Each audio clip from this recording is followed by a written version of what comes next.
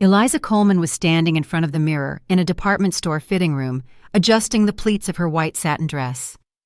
There were only 3 days left until the wedding, and she still couldn't find the right shoes. The 7th pair she tried on that day seemed almost perfect. Elegant, ivory court shoes with a medium heel, but she wasn't completely sure of her choice. The 25-year-old was used to making decisions on her own. Having been in foster care, she had been living in her own one-bedroom apartment, provided by a state housing program, since she turned 18. She worked as a project manager at a construction firm, earning enough to never deny herself anything. And now, marriage. Marcus Holloway, a 32-year-old civil engineer, had won her heart half a year ago at a company holiday party. Tall, well-dressed, with a friendly smile and attentive brown eyes, he had courted her in a truly romantic way. There were flowers every week, candlelight dinners, and long walks along the waterfront promenade. Marcus introduced her to his mother after only 1 month of dating, and 2 months later, he proposed to her right on the beach during a trip to Miami, Florida. Vivian Holloway, a woman of 55 with a modern haircut and always flawless makeup, received her future daughter-in-law quite warmly. Vivian worked as a registered nurse at the county health clinic and had been widowed 5 years prior. She lived with her son in a spacious 2-story house in the Atlanta suburbs, so she happily agreed when Marcus suggested the newlyweds move in with her after the wedding. "Mom's house is huge, Amara. There's enough room for all of us," he convinced her during a family dinner a month ago. "And we can rent out your apartment." Amara didn't object. At the time, she thought her mother-in-law's presence would help create a true family atmosphere, something she had missed so much during her childhood. Now, standing in the fitting room, she mentally went over all the details of the upcoming ceremony. The dress was bought, the rings were engraved, and the venue was reserved. There would be few guests, some of Amara's colleagues, Marcus's friends, his mother, and his uncle. Amara herself had no family, and this sometimes saddened her, especially during important moments like these. The young woman took off the shoes and carefully hung the dress on the hanger. She needed to make a final decision: buy these court shoes or look for others. Voices drifted from the neighboring fitting room. Apparently, new customers had come in. Amara wouldn't have paid attention, but one of the voices sounded familiar. "Are you sure the plan will work? Just like before?" It was a woman's voice, a little raspy, exactly like her future mother-in-law's. "Absolutely," a man with a deep baritone replied. "We've done this 2 times already. The documents are ready. The certificate of mental incompetence can be signed at any time." Amara froze. The woman's voice was indeed Vivian's. But what were they talking about? Amara automatically started recording the conversation on her phone. "You're sure she won't figure it out?" the woman continued. "My son and I just need her apartment and her money and her to the funny farm, just like we agreed." Amara's blood ran cold. This was definitely her mother-in-law, and they were talking about her. The young woman leaned against the fitting room wall, trying not to breathe. "Aaron, does he remember his role?" the man asked. "Of course. My son is an excellent actor. After the wedding, he'll gradually start slipping medication into her food. In a month or 2, she'll start having hallucinations and inappropriate behavior. Then we'll call an ambulance, and with the apartment paperwork..." Marcus is already building her trust. After the wedding is official, it'll be easy to get a power of attorney for property management, supposedly to rent out the apartment. And once we have that, we're all set. Amara felt the ground drop out from under her feet. It turned out that all his love, all the romantic courtship, was a pure deception. Marcus and his mother planned to take over her apartment and lock her up in a psychiatric hospital. "Aaron, what if she suspects something?" Vivian's voice held a note of worry. "She won't suspect anything," the man replied confidently. "She's an orphan. She has no one. There will be no one to speak up for her or ask uncomfortable questions, and I'll choose the drugs so she won't even understand what's happening to her. She'll think she's having a nervous breakdown from the stress of the wedding." They fell silent, and Amara heard the rustling of papers. They were apparently flipping through something.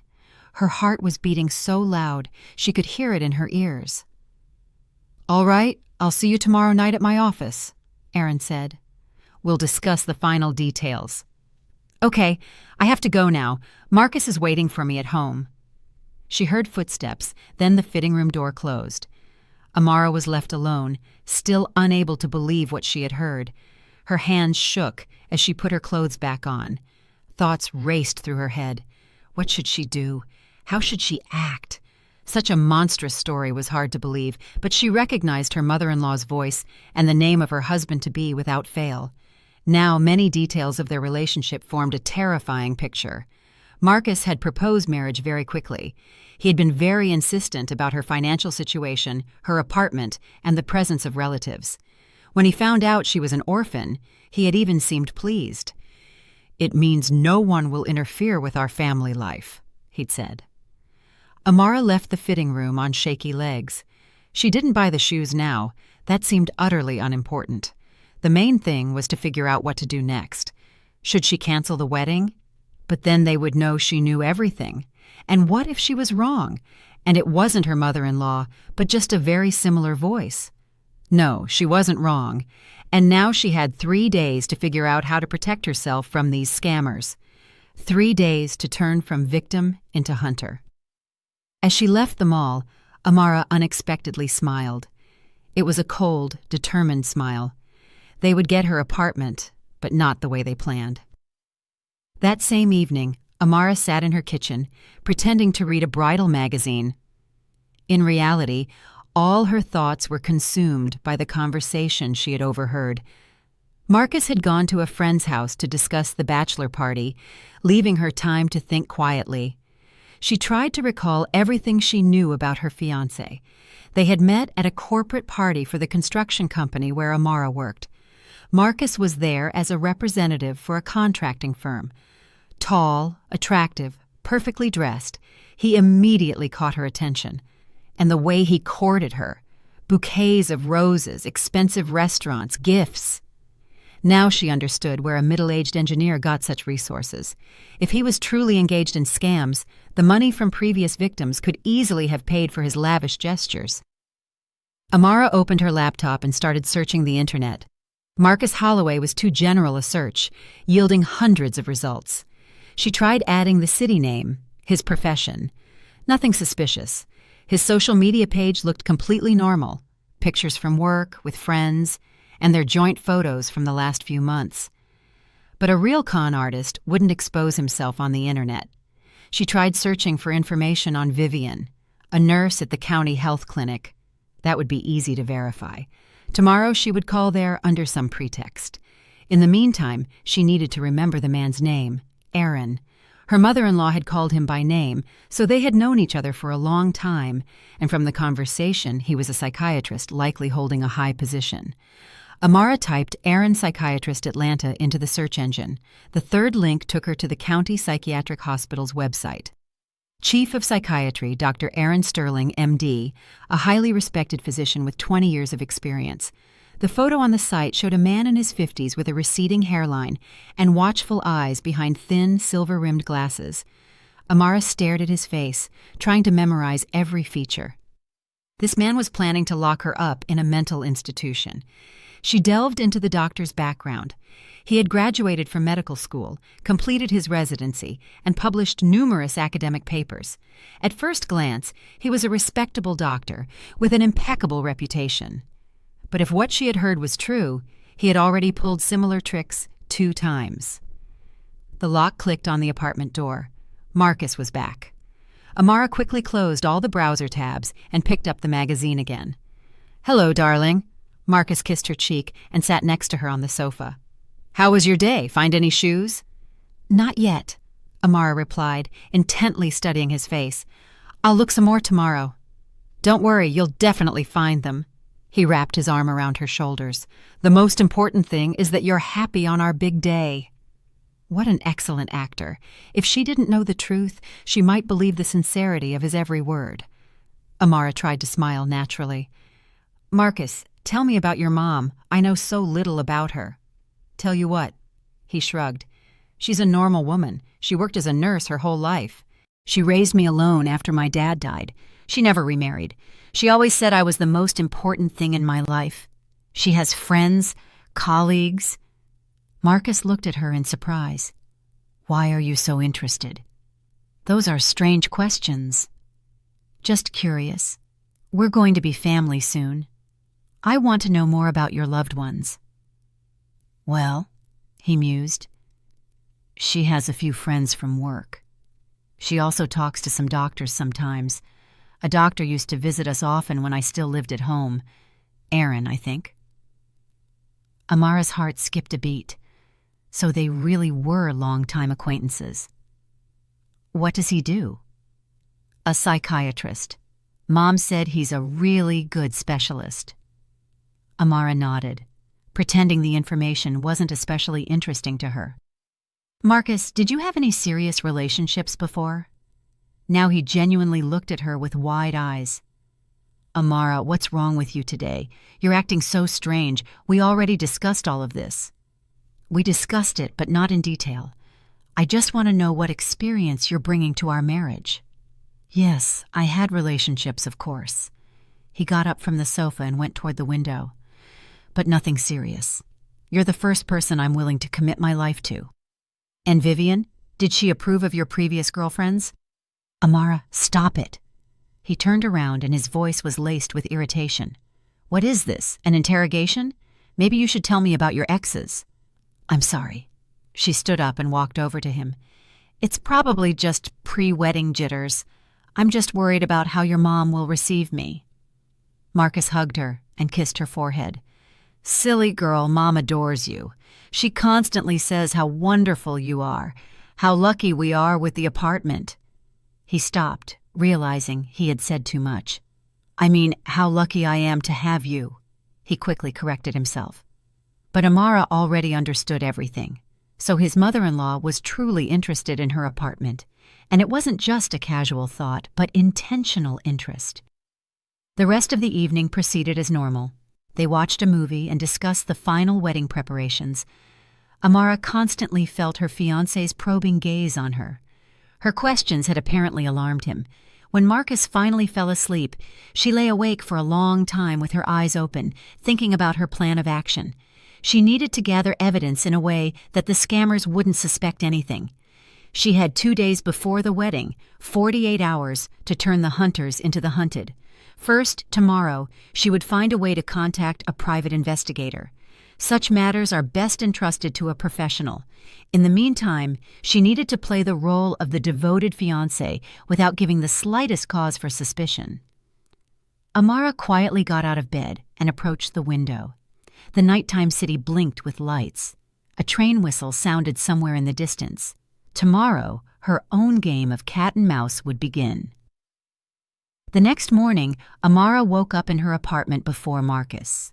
While he was in the shower, she quickly found several detective agencies in the city online. She chose one that specialized in family investigations. Facta Detective Agency, Ike speaking. A man's voice answered when she dialed the number. Good morning. I need help with a very delicate matter. Can we meet today? It's better to discuss these things in person. Yes, of course. What time works for you?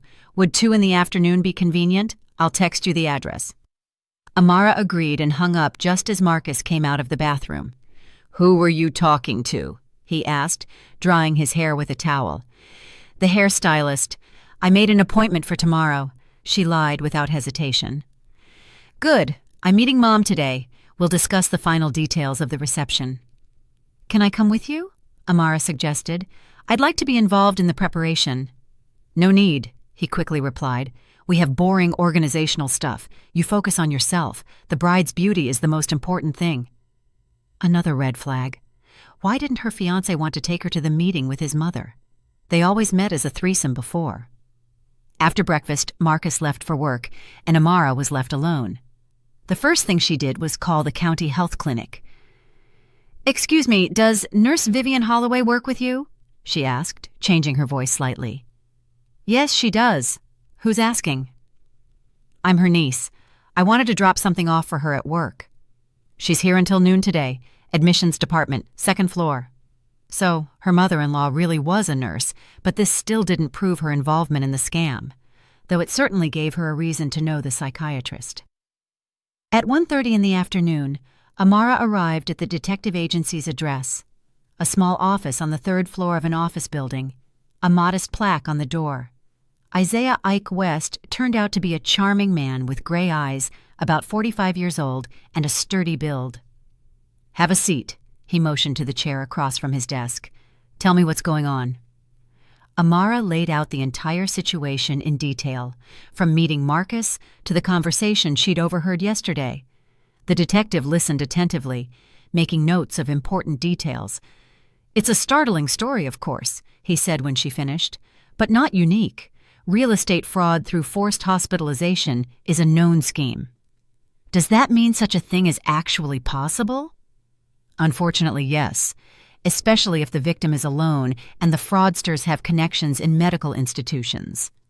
Ike leaned back in his chair. "The question is, how do we prove it?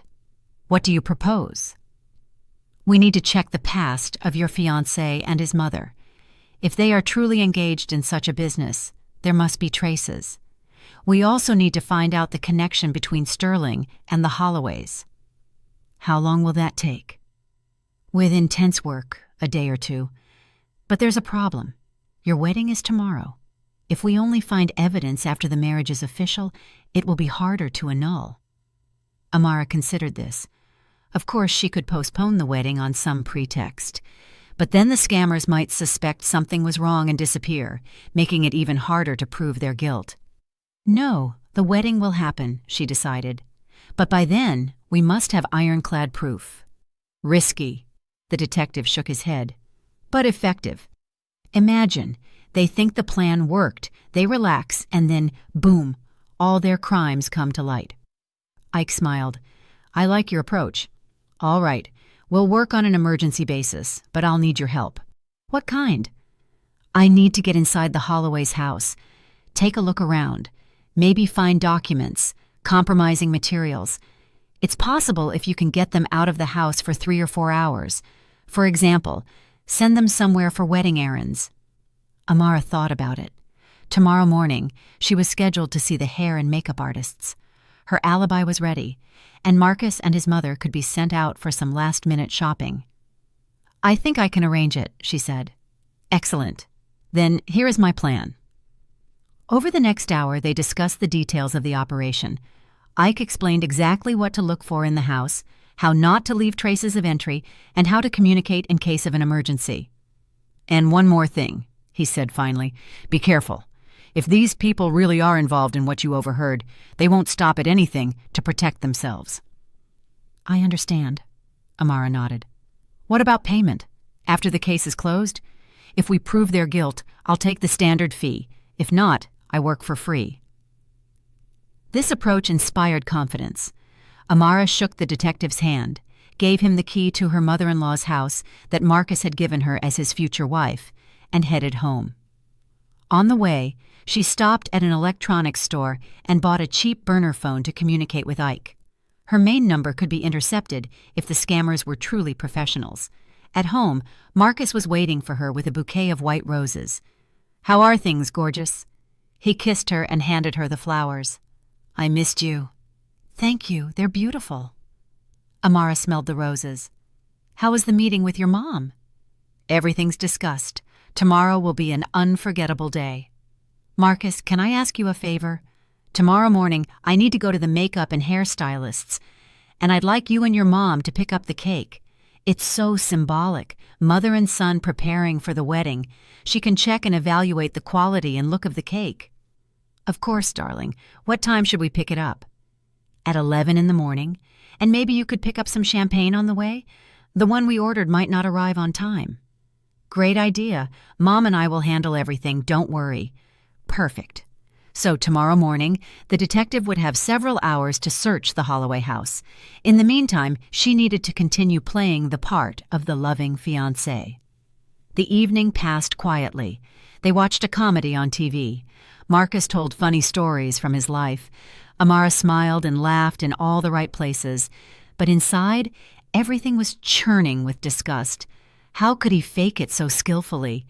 Was she nothing more than a walking bank account to him? Before bed, Marcus hugged her especially tenderly. "Tomorrow you'll become my wife," he whispered in her ear. "I'm so looking forward to this." "Me too," Amara replied, wondering how much longer this torture would last. She couldn't sleep for a long time that night, going over tomorrow's plan in her head. Everything had to go perfectly. She would have only one chance to expose the scammers, and she couldn't waste it. On the morning of the wedding day, Amara woke up in her apartment with a firm resolve to see the matter through to the end.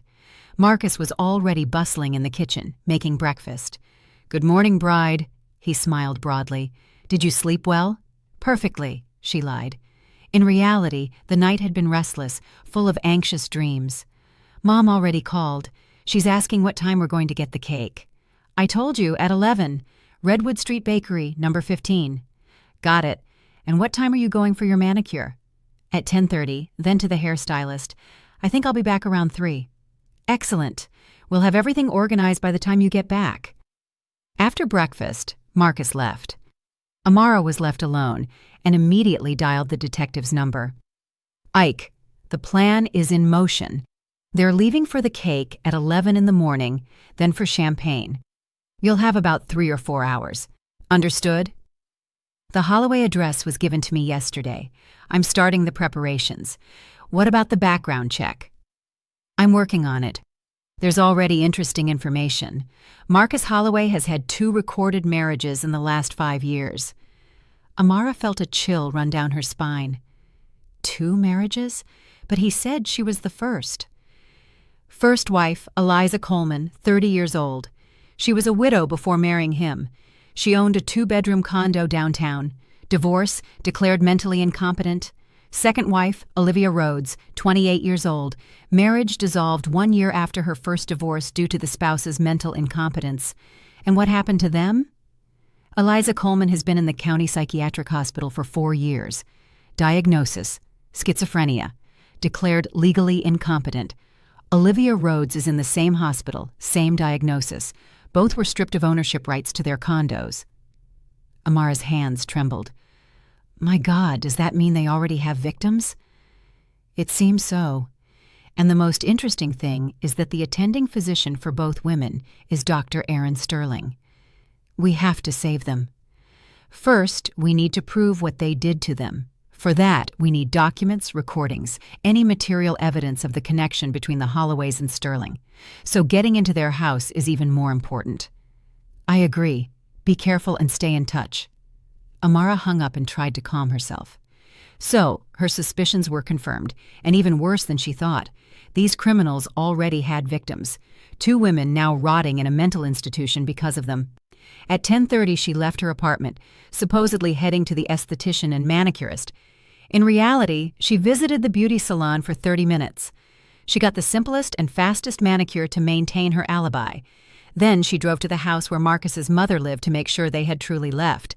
Their 2-story house was in an older neighborhood of Atlanta.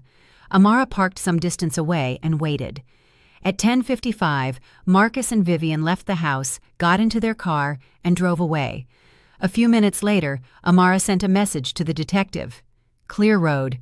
Now all she had to do was wait. She went to another beauty salon where she had a hair appointment. While the stylist worked on her wedding updo, Amara wondered what Ike would find. The bride is a little tense today, the stylist noted. It's understandable, of course, but try to relax. Stress makes your facial muscles tight. Your makeup won't look smooth. I'm just nervous, Amara replied. It's such a big day. I get it. Is the groom a good guy? He seemed like a good guy, Amara answered honestly. At 2 in the afternoon, the detective called her. We need to meet. Urgent. I found something. It's better if I show you in person. Where are you now? At the salon on Liberty Avenue. There's a Central Perk Cafe across the street. I'll meet you there in 30 minutes. Amara quickly paid the stylists and hurried out of the salon. Her heart was pounding. From the detective's voice, she could tell the news was serious. Ike was already waiting for her in a secluded corner of the cafe. In front of him on the table lay a small file folder. What did you manage to find? Amara asked, sitting down opposite him. More than I expected. He pulled documents out of the folder. Your fiancé keeps detailed accounting of his projects. The detective opened the folder. Inside were copies of documents, photographs, and handwritten notes. Here is the file for Eliza Coleman, the first wife, a detailed plan of the operation: meeting, courtship, wedding, gradual poisoning with psychotropic drugs. Amara looked through the documents, feeling dizzy from what she saw. Everything was described day by day: when to administer the drugs, how to simulate symptoms of mental illness, when to call the doctors. And this is for the second wife. Ike showed another folder. An analogous scheme, only they changed the tactics slightly after a review of mistakes. What mistakes? Eliza turned out to be too suspicious. She started asking neighbors about her husband's behavior. They had to rush the process and not give her time to investigate. And what about Olivia? They worked more carefully with her. They isolated her from friends and colleagues, convincing her to change jobs. By the time she was admitted to the hospital, she virtually had no social connections. Amara flipped the page and saw her own photograph. And they already had an open file on me, a complete folder. They studied you very carefully: financial status, family connections, or rather the lack thereof, social circle. The folder contained detailed information about her job, salary, apartment, and even bank statements. Where did they get those? Marcus doesn't have access to your financial documents, does he? The detective asked. No, I mean, he saw an income statement at my house, but nothing more. That means they have connections in the banks, a serious organization. Ike pulled out another document. Here is the structure of their group. Marcus and Vivian are the executors. Aaron Sterling is the mastermind. There are also helpers: a bank employee, a notary, a clerk at City Hall, an entire criminal enterprise, essentially. Yes, but the most interesting part is their plans for the near future. The detective showed her a calendar with notes. After the wedding, they plan a honeymoon, during which they'll administer the drugs. Then the staging of a mental breakdown, the ambulance call, hospitalization, and then the declaration of incompetence, divorce, and sale of the apartment. Standard scheme. The money is divided among the group members. Amara clenched her fists. Bastards! And the women are kept in the hospital according to the paperwork? Yes. They are regularly fed drugs that maintain the symptoms of the illness. Recovery is not intended. This is murder. Slow, but murder. I agree. That's why we have to act decisively. You have all the evidence. The detective put the documents back into the folder. The question is, how do we use it? Amara looked at her watch. There were 4.5 hours left until the wedding. We can cancel the ceremony and go to the police, Ike suggested. No, she said firmly. If we scare them now, they'll destroy all the evidence and disappear, and their victims will remain in the mental institution. Then what do you propose? We play it out to the end. Let them think everything is going according to plan, and then we'll give them a surprise right at the city hall. The detective shook his head thoughtfully. Risky. What if they suspect something and try to flee? She won't suspect anything. I'm an excellent actress when I need to be. Okay, then I'll need time to prepare everything for the grand reveal. How much? A couple of hours.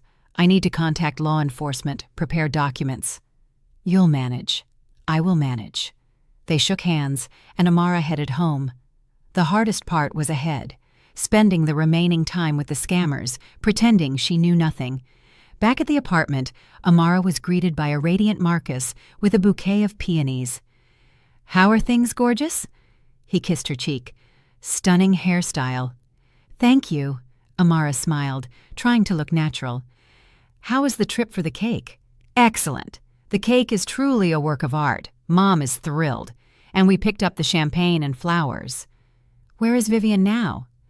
At her place getting ready.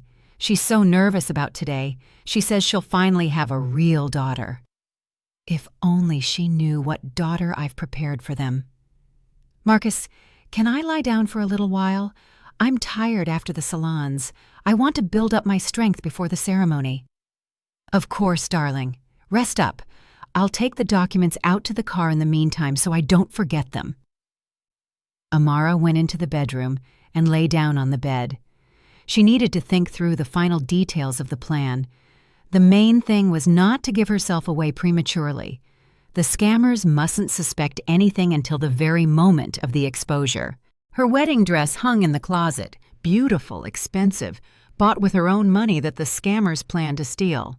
She hadn't bought the shoes in the end, but she found a suitable pair in her own closet. Marcus moved around the apartment, checking the guest list, calling the caterer. "Amara, Mom is asking if she needs to bring her camera." "Why? We have a professional photographer." "She wants to take some family photos. For the home archive." "For the scammers' archive, more like." "Tell her to bring it if she wants," Amara replied indifferently. At the appointed time, the wedding motorcade arrived, cars decorated with flowers. The driver helped Amara carefully get into the car so as not to wrinkle the dress. "You look absolutely divine," Marcus said, sitting next to her. "I am the happiest man in the world." "Me too," she replied, wondering how many times he had said those exact words to his previous wives. On the way to City Hall, Marcus held her hand and talked about their honeymoon plans. Amara nodded and smiled, but her thoughts were preoccupied with something completely different. She wondered if the detective had managed to prepare everything needed for the exposure. At the City Hall building, Vivian was waiting for them in a new blue dress. She looked solemn and even emotional. "My dear girl," her mother-in-law hugged Amara, "you look so beautiful, like a real princess." "Thank you." Amara returned the embrace, feeling revulsion. "Where are the other guests?" Marcus asked. "They're inside waiting," his mother replied. "Uncle Arthur is here. Your friends, too." They went up the wide staircase to the ceremonial hall. It was a beautiful, high-ceilinged space decorated with flowers and ribbons. The guests, about 15 people, were already waiting.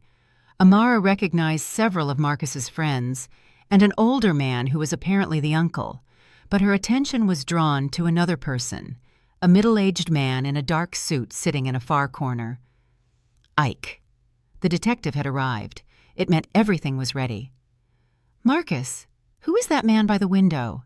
she asked in a low voice, pretending not to know the detective. "Which one?" He glanced in the indicated direction. "I don't know. Probably an acquaintance of someone. Mom, did you invite anyone else?" "No, only those we agreed on," Vivian replied, also looking at the stranger. "It's nothing," Amara said. "Maybe he's a City Hall representative or a photographer." The solemn ceremony soon began. The county clerk in a beautiful suit delivered a welcoming speech. She spoke about the importance of family ties. "And now let us ask the young couple if they are ready to unite their destinies in the bonds of marriage," she said solemnly. "Marcus Holloway, do you take Amara Holloway to be your lawful wedded wife?" "I do," the groom replied firmly. "Amara Holloway, do you take Marcus Holloway to be your lawful wedded husband?" Silence fell. All the guests waited motionlessly. Vivian was smiling, savoring the success of the months-long plan. "No," Amara pronounced clearly. A deathly silence enveloped the hall. Marcus's eyes went wide. "What?" he repeated. "Amara, did you misunderstand something?" "I understood everything perfectly," she replied calmly. "And my answer is, no, I do not." The county clerk confusedly shifted her gaze from the bride to the groom. "Perhaps nerves. We'll take a short break." "No break." Amara turned to the guests. "I have something to tell everyone present." Marcus tried to take her hand. "Amara, stop this nonsense." "Don't touch me," she said sharply. "Keep your hands off me, you fraud." A murmur of surprise spread through the hall. Vivian turned pale. "What are you talking about?" Marcus tried to remain calm. "I know all about your plans." Amara pulled her cell phone out of her purse. "About how you plan to lock me up in a mental institution and sell my apartment." "Are you crazy?" Marcus lunged forward. "Crazy!" Amara started the recording on her phone. Vivian's familiar voice came out of the speaker. "You're sure she won't figure it out? My son and I just need her apartment and her money and her to the funny farm, just like we agreed." The mother-in-law clutched her chest. Marcus fidgeted, looking for a way out of the situation. This is some mistake," he muttered. "The recording is doctored." "A mistake?" Amara laughed. "And what about Eliza Coleman and Olivia Rhodes, your former wives, who are now rotting in a mental institution thanks to you?" Now the guests began to look genuinely alarmed. Someone stood up. Someone pulled out their phone. "I don't know what you're talking about," Marcus tried to bluff. "You don't know?" Ike stood up and walked toward the couple. "And what about these documents?" The detective pulled out the folder with the papers found in the Holloway's apartment. Detailed plans of all their operations, schemes for poisoning victims, and lists of accomplices. Marcus and his mother exchanged glances. Vivian turned toward the exit, but two men in plain clothes blocked her path. "Police." One of them showed his badge. "You're not going anywhere." "And where is the mastermind?" Amara asked. "Where is Dr. Aaron Sterling?" As if on cue, several more police officers entered the hall, escorting an older man in glasses. Amara recognized him from the hospital's website photo. "The doctor has arrived, too," she said with satisfaction. "Now the company is complete." Marcus tried to push his way to the exit, but was immediately restrained. Vivian was crying, muttering something about not understanding. Citizens Holloway and Citizen Sterling are arrested on suspicion of fraud, falsification of documents, and illegal deprivation of liberty, announced the senior officer. The guests at City Hall were filming the events with their phones. The county clerk stood by, confused, not knowing what to do in such a situation. "Amara," Marcus rasped as he was led away in handcuffs, "you'll regret this." "No," she replied calmly. "Only you will regret what you did to your victims." When the scammers were gone, the hall grew quieter. The guests gradually dispersed, discussing the incredible ending to the wedding event. Ike approached Amara.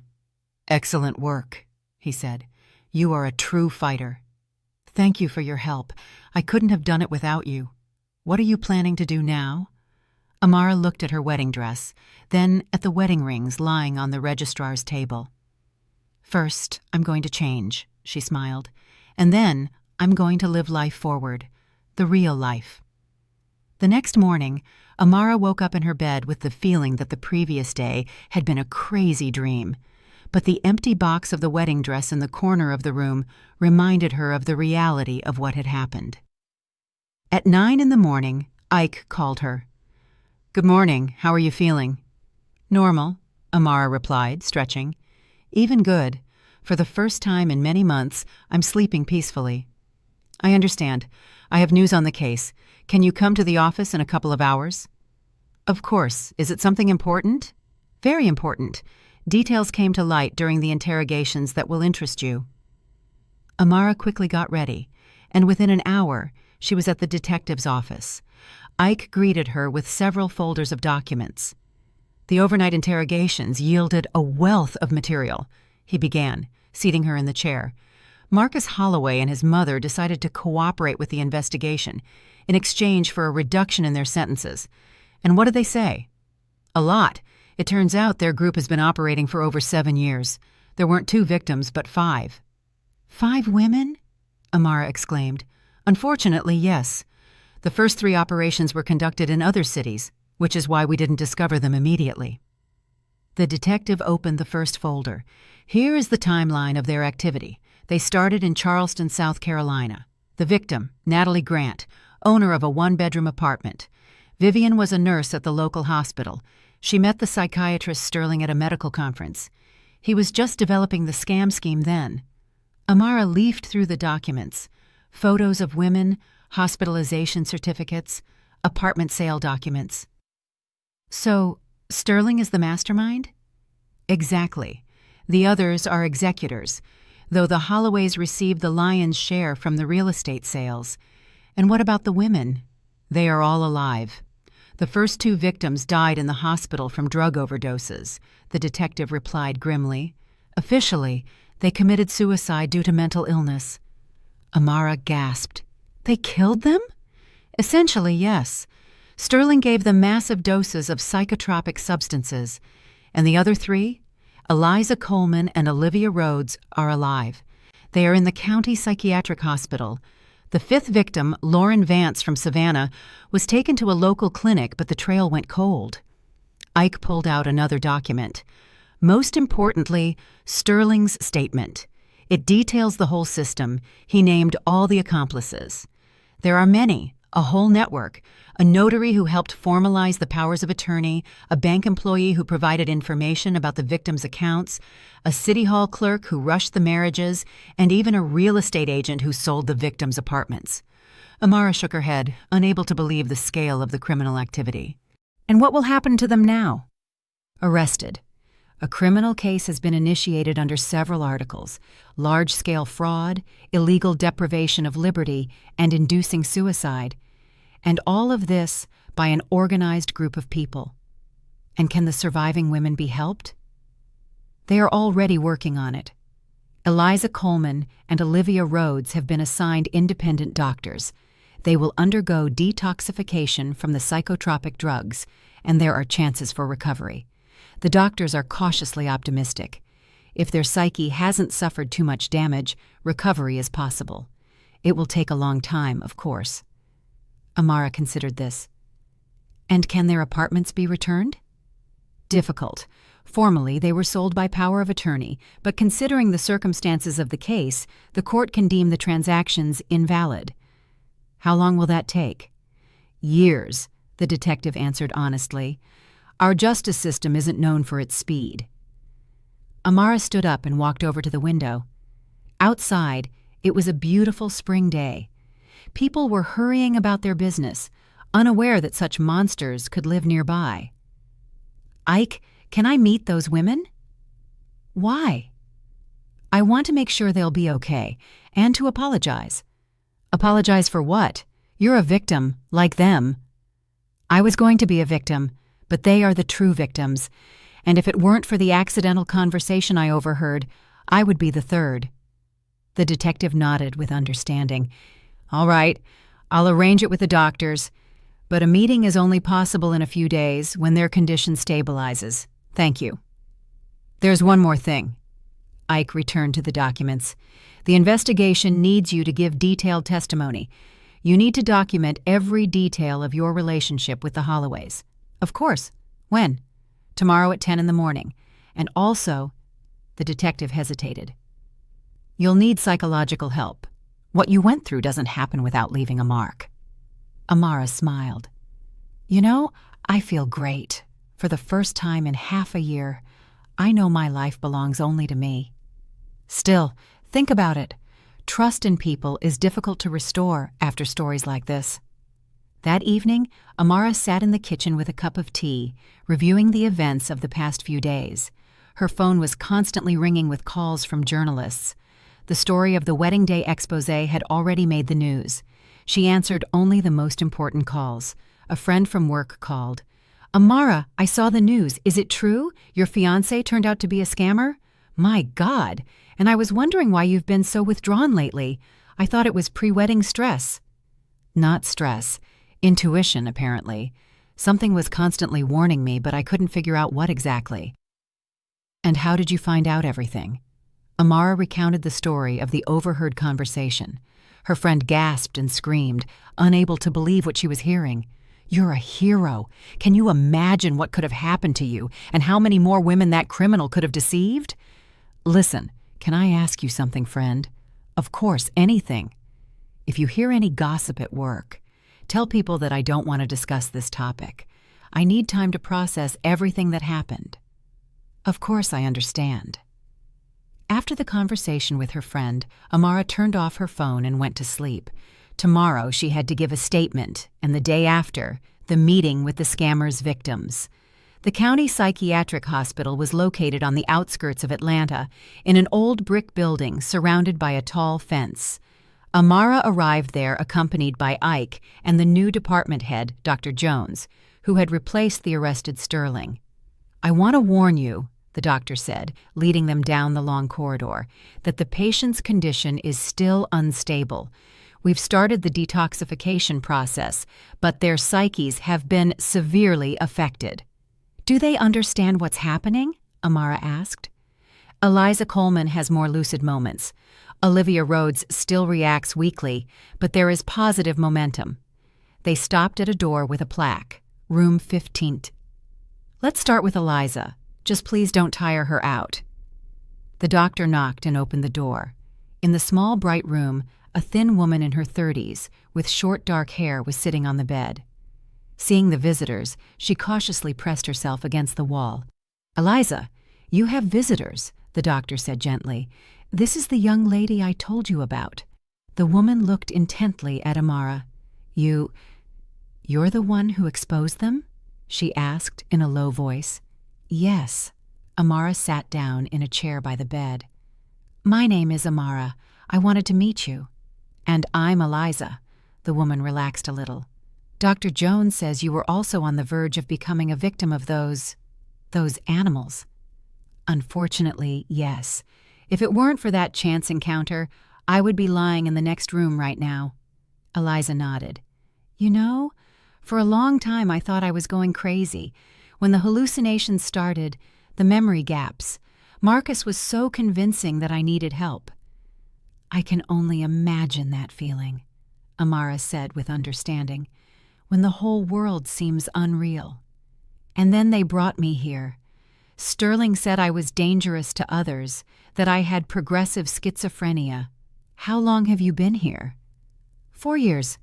Eliza looked out the window. 4 years of my life those bastards stole. Amara felt her heart contract. Eliza, do you have any relatives, friends? I did, but after the hospitalization, Marcus told everyone I was incurably ill. People gradually stopped visiting, and my apartment, she smiled bitterly, sold. My husband got the power of attorney, and I was declared incompetent. But now everything will change, Amara said firmly. The transactions will be ruled invalid, and your rights will be restored. Do you really believe that? I don't just believe it. I know it. I have good connections with lawyers. We will achieve justice. Eliza cried for the first time in many years, with joy, not despair. Thank you, she whispered. If it weren't for you, don't thank me. Just get well and prepare for a new life. Next was Olivia Rhodes. Her condition was more severe. The woman hardly reacted to what was happening. She stared blankly ahead. Olivia, you have visitors, Dr. Jones said cautiously. The patient slowly turned her head. There was no recognition in her eyes. Can you hear me? Amara asked. She hears you, but she can't react appropriately yet. Sterling gave her very strong medication. Recovery will take longer. Amara moved closer and took Olivia's hand. Olivia, my name is Amara. I came to tell you that the nightmare is over. Marcus is arrested. Sterling is also behind bars. The woman blinked, and for a second, understanding flickered in her eyes. Marcus, she whispered. Yes, Marcus Holloway. He won't hurt you anymore. Olivia squeezed Amara's hand and cried silently, bitterly, releasing the pain of many years. Leaving the hospital, Amara felt devastated. Hard? Ike asked. Very. To see what they turned those women into. But now they have a chance at a normal life. What's normal? Years of treatment, lawsuits to get their apartments back, restoring documents. But it's better than a slow death in a mental institution. The detective was right. As difficult as the challenges ahead were, Eliza and Olivia had hope. Ike, what about Lauren from Savannah? The Savannah police will handle her search. I passed all the materials on to them. If she is also alive, then she, too, will have a chance for freedom. That night, Amara spent a long time at the computer, studying information about the rights of psychiatric patients, procedures for restoring legal competency, and the return of illegally alienated property. She made a decision. She would not stand aside from the fate of the women harmed by the scammers. Tomorrow she would find a good lawyer and begin the fight for their rights. A week after the exposé, Amara was sitting in the office of one of the best law firms in the city. The attorney, Simone Cole, a woman in her 50s with graying hair and piercing eyes, was carefully studying the case documents.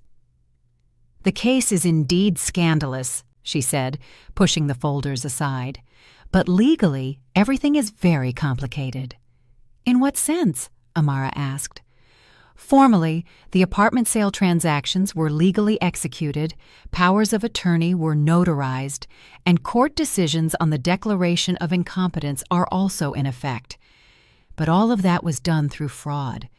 Proving it in court will be difficult. We need witness testimonies, medical findings, and documentary confirmation of coercion. And the statements of the scammers themselves won't be enough. They will help, but they can be challenged. They will say the confessions were made under pressure or in exchange for a reduction in sentence." Amara thought about this. "But something can be done?" "Of course. First, we file petitions to restore the victim's legal competency. That is realistic, considering the new medical findings. And second, in parallel, we prepare lawsuits to invalidate the transactions. But this is a long process, 1 to 3 years. And will the women be homeless all that time? Not necessarily. We can file a request for an injunction to prevent the alienation of the contested property. Then the apartments cannot be sold until the court decision." "Good. Let's start. Amara, are you sure you want to take on this responsibility? Lawsuits are expensive and stressful." "I'm sure.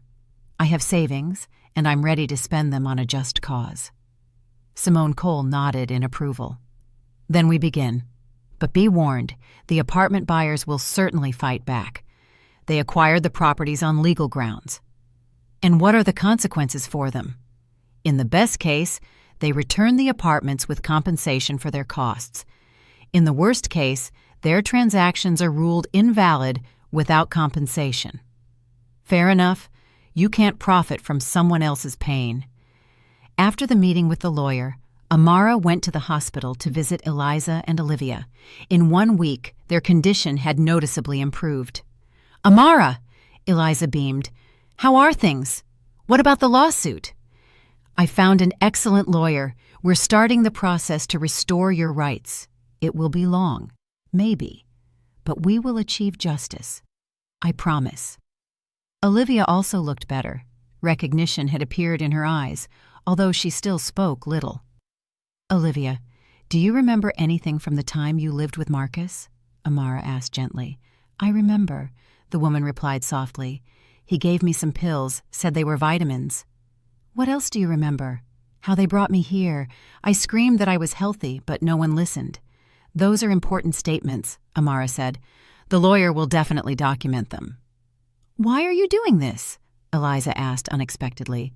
"Why are you spending your time and money on strangers?" Amara thought about her answer. "You know, I was alone my whole life, in foster care, then in my apartment. And half a year ago, I thought I had found a family. It turned out to be a deception. And now I understand what true family is, people who support each other in difficult times." Eliza smiled. "Does that mean we're your family now?" "If you don't object." "Of course, we don't object." Eliza took her hand. "Thank you, little sister." That evening, Amara received a call from Ike. "I have news about the victim from Savannah," he reported. "Lauren Vance is alive. She is in the local psychiatric clinic." "In what condition?" "Better than Eliza and Olivia. Apparently they kept her on medication for less time. And what about her apartment?" "Sold. But the buyer is a shell company linked to Sterling's group, so getting the property back will be easier." "Excellent. Be sure to pass our lawyer's contact information to your colleagues in Savannah. And another piece of news. Marcus Holloway is asking to meet with you." "Why?" "He says he wants to apologize and share details that will help with the trial."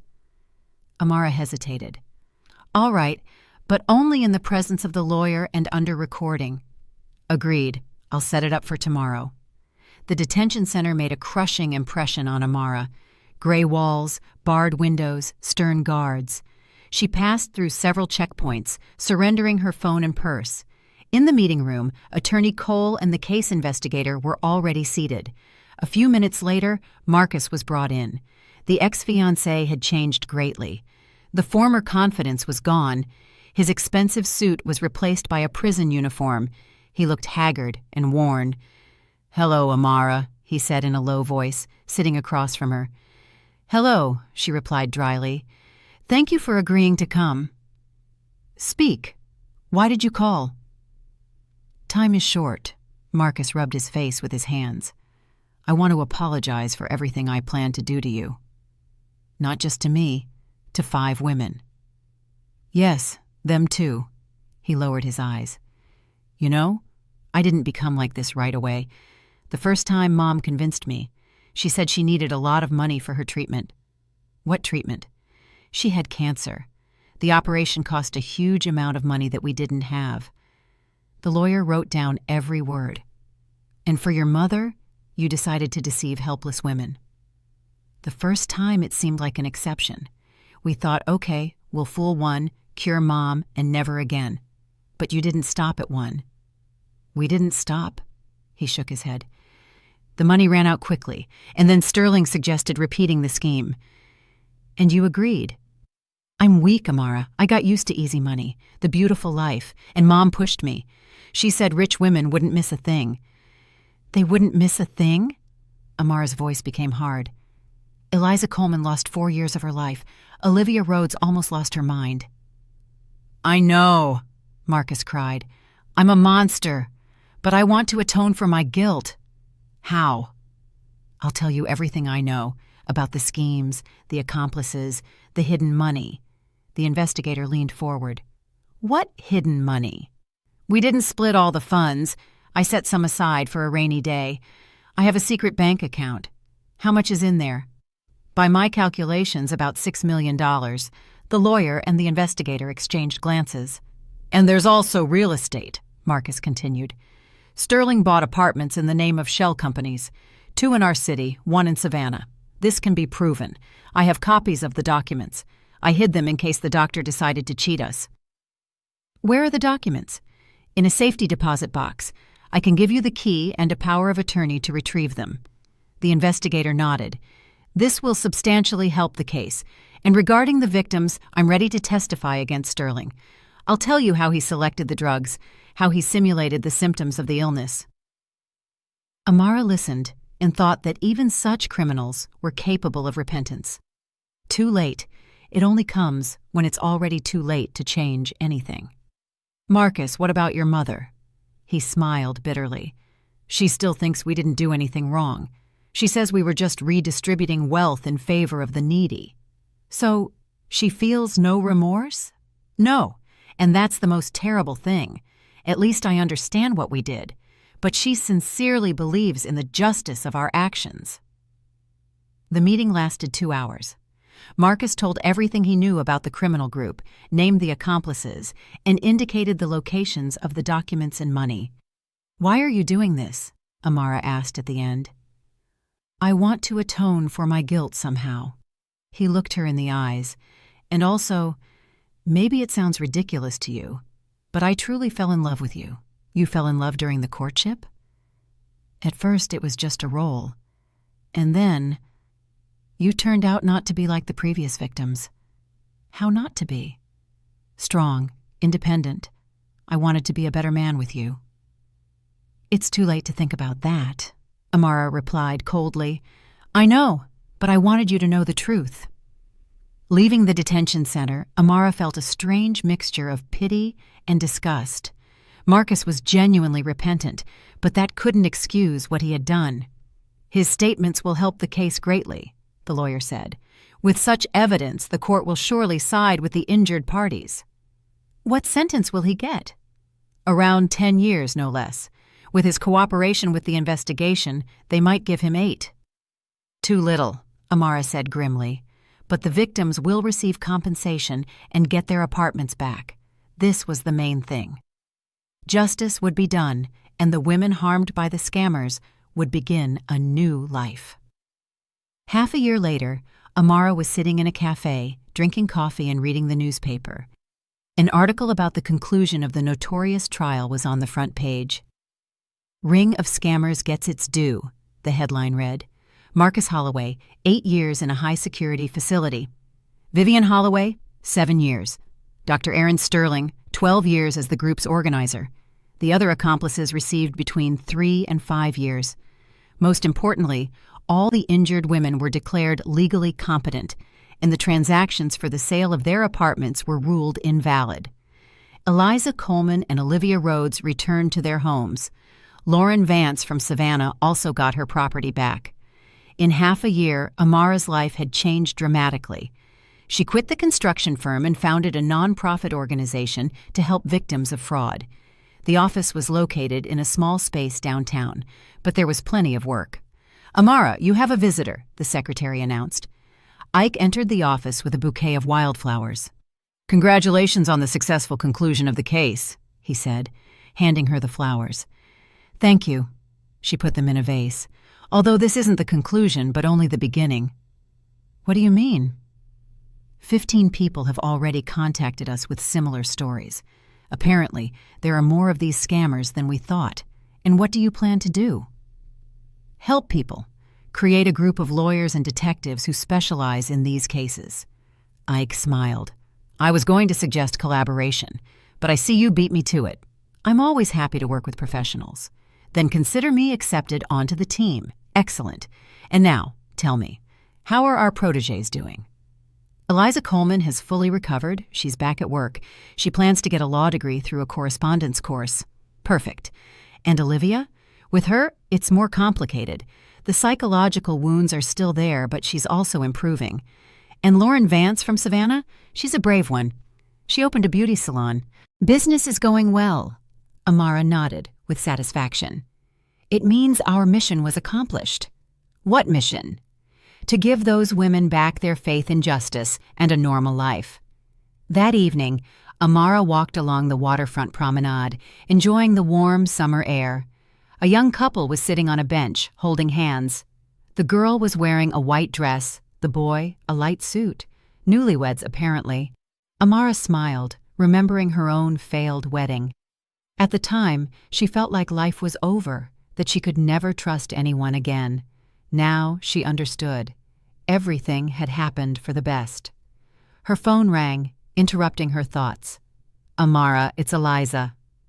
"Hello, how are things?" "Great, I wanted to tell you some news.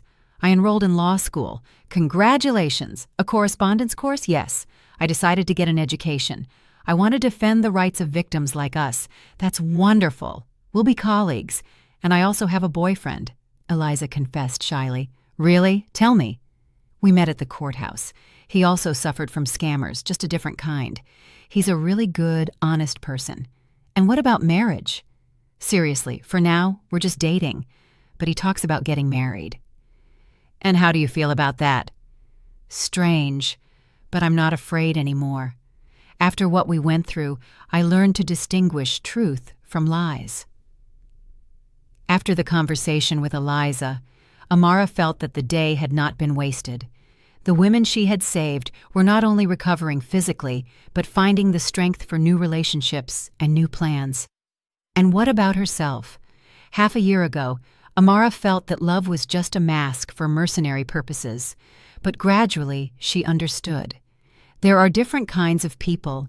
Some use feelings for profit, others give them sincerely. At home, a bouquet of wildflowers without a card was waiting for her on the doorknob of her apartment. Such bouquets had been appearing for a month now, always on Friday, always different flowers, and always without a note. Amara smiled. She apparently had a secret admirer. She wondered who it was, and more importantly, was it worth opening her heart to new feelings? Outside, the lights of the night city turned on.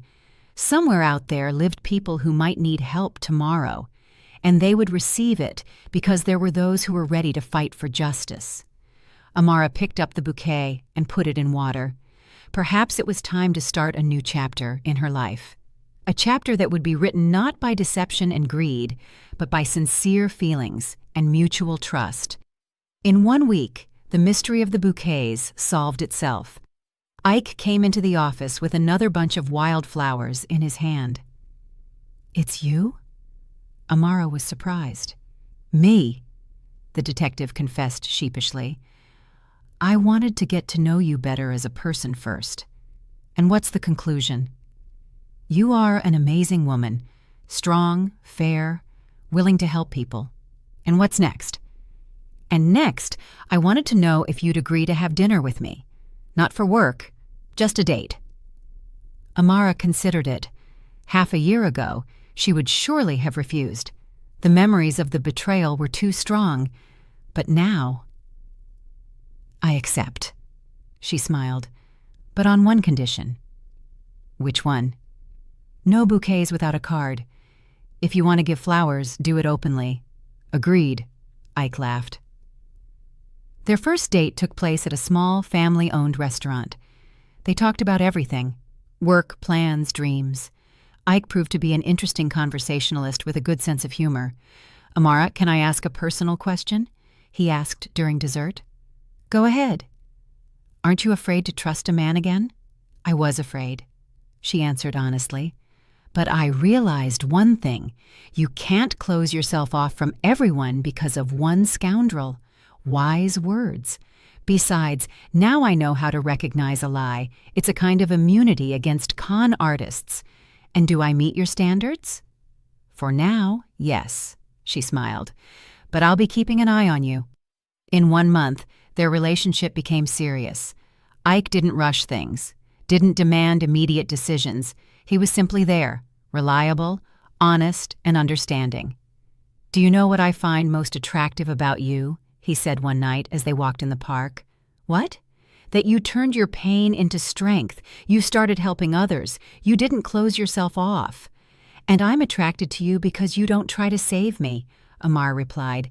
"You understand that I'm already strong enough." That's exactly why we complement each other.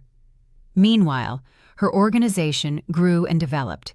By the end of the year, they had helped 27 victims of fraud. They conducted 8 trials. They returned property worth over $35 million to people. Eliza Coleman was successfully studying at law school and planned to join Amara's team after graduation. Olivia Rhodes opened a small flower shop and was doing wonderfully. Lauren Vance from Savannah expanded her business.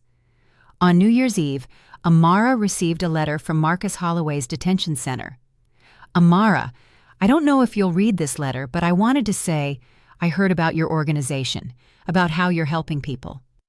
I feel proud that I once knew you, even under such circumstances.